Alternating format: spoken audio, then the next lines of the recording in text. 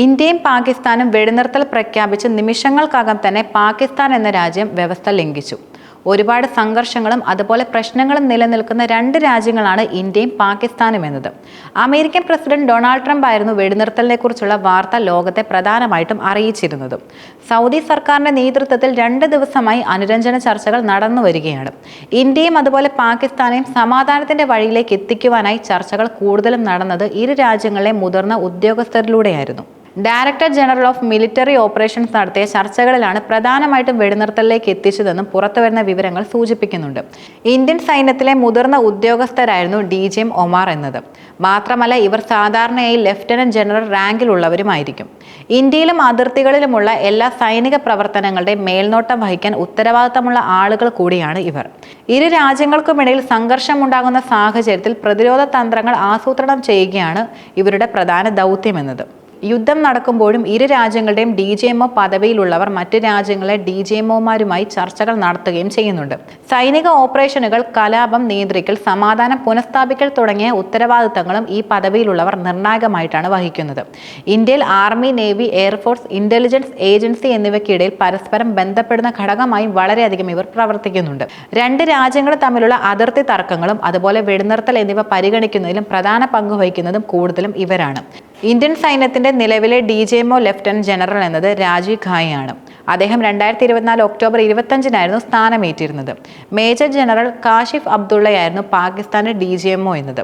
സംഘർഷ സമയങ്ങളിൽ ഇന്ത്യയുടെയും പാകിസ്ഥാന്റെ DGMOമാർ ഹോട്ട്ലൈൻ മുഖേന ബന്ധപ്പെട്ട് സമാധാനത്തിനുള്ള സാധ്യതകൾ കൂടുതലും സംസാര വിഷയമാക്കാറുണ്ട്. സംഘർഷം രൂക്ഷമാകുന്ന കാലഘട്ടങ്ങളിൽ ഇന്ത്യയുടെ പ്രതിരോധ തന്ത്രത്തിൽ DGMO സ്ഥാനം യഥാർത്ഥത്തിൽ അവിഭാജ്യ ഘടകം കൂടിയാണ്.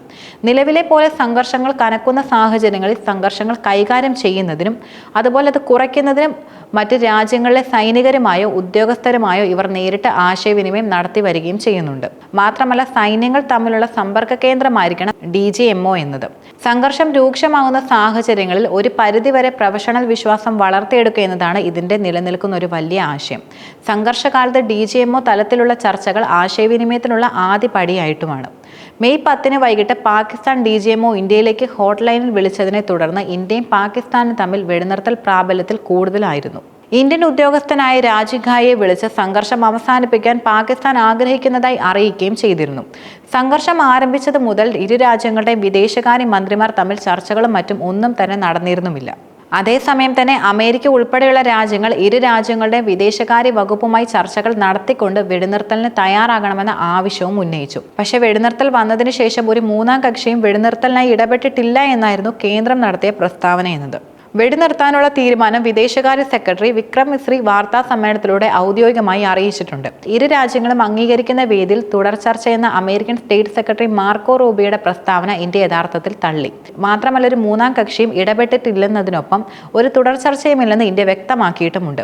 ഈ സാഹചര്യങ്ങൾക്കിടയിൽ ഇന്ത്യക്കെതിരെ യുദ്ധം ചെയ്യുന്നത് പാകിസ്ഥാന് ദോഷകരമാകുമെന്ന് മുൻ പാക് എയർ മാർഷൽ മസൂദ് അക്തർ നേരത്തെ തന്നെ ഒരു അഭിമുഖത്തിൽ പ്രതികരിച്ചിരുന്നു. പാകിസ്ഥാന്റെ സൈനിക ശക്തി ഇന്ത്യക്ക് മുന്നിൽ വളരെയധികം ദുർബലമാണെന്ന് സമ്മതിച്ചുകൊണ്ടായിരുന്നു അദ്ദേഹം പറഞ്ഞ വാക്കുകൾ.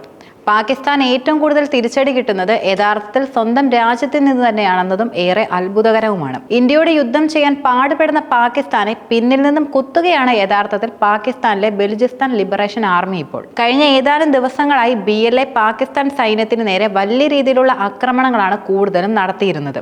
ഇന്ത്യയുടെ ഭാഗത്തു നിന്നുള്ള ആക്രമണം കൂടി ശക്തമായതോടെ പാക് സേന വലിയ രീതിയിൽ സമ്മർദ്ദത്തിലാണ് ഇപ്പോൾ നിലനിൽക്കുന്നത്. ഇന്ത്യക്ക് 16 ലക്ഷം സൈനികരാണ് നിലനിൽക്കുന്നത്. നമുക്ക് നിലനിൽക്കുന്നത് വെറും 6 ലക്ഷം മാത്രമാണ്. എത്ര യുദ്ധം നടത്തിയാലും നമ്മളെ രക്ഷിക്കാൻ ഒരിക്കലും കഴിയുകയില്ല. പാകിസ്ഥാന്റെ ഭാവി സുരക്ഷിതമാക്കുക എന്നതാണ് തൽക്കാലം നമ്മുടെ ഭരണാധികാരികളുടെ പ്രധാന കടമ എന്നത്. സ്ഥിതി വളരെയധികം ആശങ്കാജനകമാണ്. പാകിസ്ഥാനിന് എന്താണ് യഥാർത്ഥത്തിൽ ചെയ്യേണ്ടതെന്നതിനെക്കുറിച്ച് ശരിക്കും ചിന്തിക്കേണ്ട ഒരു കാര്യം കൂടിയാണ്. അല്ലാത്ത പക്ഷം സ്ഥിതി കൂടുതൽ വഷളാകുമെന്നായിരുന്നു അദ്ദേഹം പാകിസ്ഥാന് മുന്നറിയിപ്പ് നൽകിയത്. 4 പ്രാവശ്യം ഇന്ത്യ വൻതോതിലുള്ള ആക്രമണങ്ങൾ നടത്താൻ പദ്ധതിയിടുകയും ചെയ്തു. സ്ഥിതി കൂടുതൽ വഷളാകുമെന്നല്ലാതെ നമുക്ക് ഒന്നും ചെയ്യാൻ സാധിക്കില്ലെന്നും അദ്ദേഹം ശക്തമായി തന്നെ പറയുകയുണ്ടായി. വെടിനിർത്തൽ പ്രഖ്യാപിച്ചിട്ടും അത് ലംഘിക്കാൻ പാകിസ്ഥാൻ ധൈര്യം കാണിച്ചു. അത് വേണ്ടത്ര ക്രമീകരണങ്ങളൊന്നും ഇല്ലാതെ തന്നെ ഇന്ത്യയോട് എതിർക്കണമെന്ന അതിമോഹമാണ് പാകിസ്ഥാനെങ്കിൽ അത് അവിടുത്തെ ഭരണാധികാരികൾ ആ രാജ്യത്തോടും അവിടുത്തെ സാധാരണക്കാരോടും ചെയ്യുന്ന ക്രൂരതയായിരിക്കും. ഇനി ഏത് തരത്തിലുള്ള ആക്രമണം ഉണ്ടായാലും അത് യുദ്ധമായി തന്നെ പ്രഖ്യാപിക്കുമെന്നായിരുന്നു ഇന്ത്യ കൈക്കൊണ്ടിട്ടുള്ള പ്രധാനപ്പെട്ട നിലപാട്.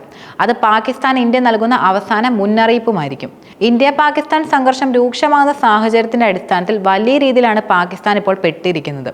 അതിനാൽ പാകിസ്ഥാന് സന്ദർഭത്തിനനുസരിച്ചും അതുപോലെ കൃത്യമായ രീതികളിലും നടപടികൾ എടുക്കാനുള്ള ഉത്തരവാദിത്ത ബോധം യഥാർത്ഥത്തിൽ നഷ്ടപ്പെട്ടുവെന്നും പറയാം.